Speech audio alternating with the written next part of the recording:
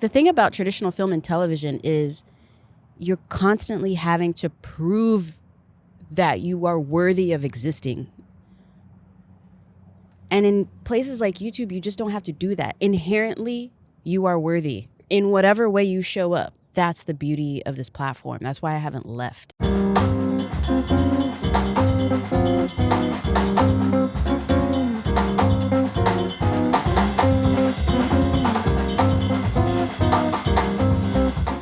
So I've been on YouTube in some form or fashion since 2009, and even I gotta admit, it's weird over here.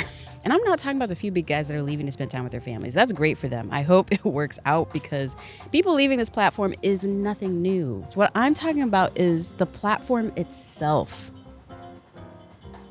It's just kind of weird right now.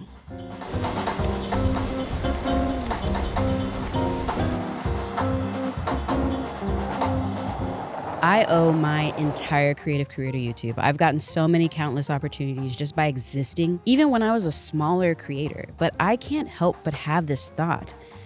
Where do I go from here with this? And how do I bring y'all along with me? Swag. So it's 5 o'clock. There's a reception happening at 5:30, so I just kind of came back to the room to just like decompress. I do have like limited energy, you know what I mean? So I have to like take little breaks away. Coming to conferences is also really interesting for me because like I try not to take what I do too seriously. Take myself too seriously, you know what I mean? And I don't know if this is happening for y'all at the stages of career that y'all are in, but for me the thing I'm kind of struggling with is like, what's next? Professionally speaking, I still feel so novice and so new and so just like, which is hilarious because like, yeah, I went to school for this or whatever. I don't know if I consider myself a professional video editor because I've never edited like a show. I've been an assistant to the assistant editors on a show, but I've never been an editor of the show. I've produced a web series, but I've never produced a show. So like, I don't think of myself like that.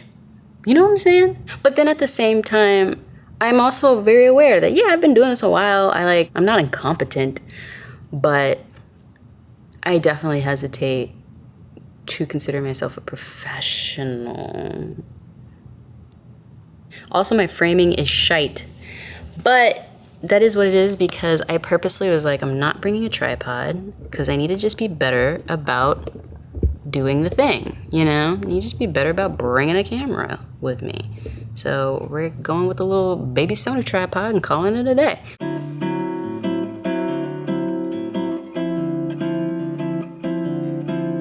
So this year at Max, I'm actually not doing too much. I just have one session, which is cool. That's a lie, I got 2 sessions. It's Andrew. He's running. I'm running. 5 minutes between sessions. Okay, bye. It's weird, actually, kind of realizing that YouTube is the old guard. I remember when being a YouTuber was weird. Like, you didn't tell people you were making videos online. And now it's part of every brand's launch campaign strategy.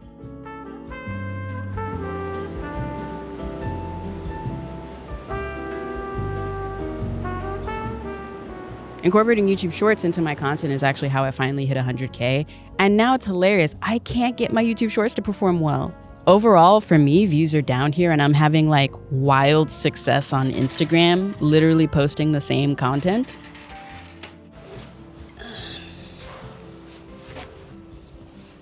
Hello. It's funny, this is why I rarely film outside.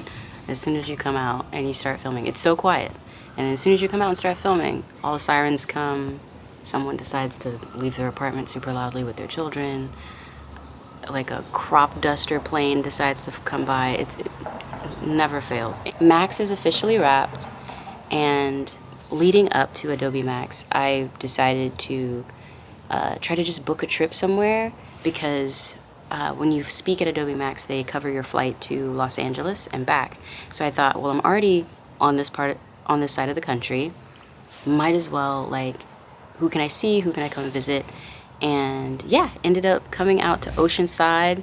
It's basically the outskirts of San Diego. to check out Glen, Belief in Fatherhood, and his family. It's a lot. It's not as loud as it usually is. Ultimately, I think what keeps me here truly is all of you. The community that I've gotten to be a part of and help build and grow. Being here was how I learned how to care for my hair. Being here was how I learned to embrace and love my Blackness even more than I already did. Being here truly was life-giving for me, you know?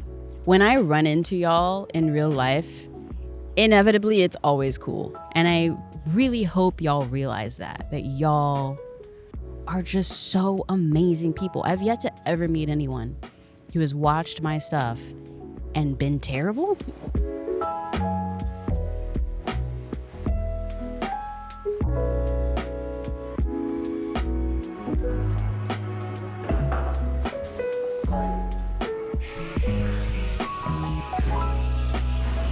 So today I'm supposed to be going to a one-day YouTube conference and try to make the most of it. First things first though, coffee. Okay. So I actually really, oh, hey y'all. There we go. So I don't really know what to expect from this. It's like a one-day conference put on by YouTube Black. So apparently YouTube Black is still a thing.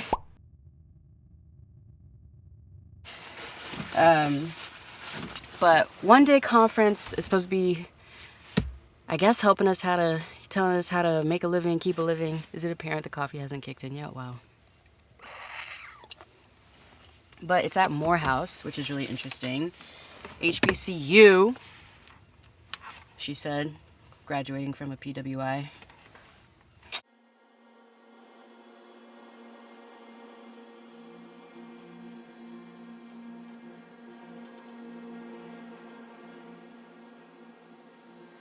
I mean, in truth, I think I'll always be here because the original intent of this channel was to document my life. So that way, if I ever became a hashtag for all the wrong reasons, there would be a primary source, unabridged account of who I am and who I was. And so that way no one could try to abridge my story and tell it incorrectly. Because I have this, a living, breathing space to show it. I walked 1.7 miles according to my watch and, you know, brought the microphone, brought the cord, brought the recorder. Didn't bring the SD. So I have nothing to record to. And I want to sit pretty far back, so I need the microphone. I can't just use this. That's how my Wednesday's going, if anybody asks. Basically, this is like a location scout now, you know? I can come back tomorrow, finish this video out then. Or maybe I'll find a whole new spot tomorrow, you know? You got glass half full. You know what I'm saying? You gotta be glass half full about this, or you just die a little.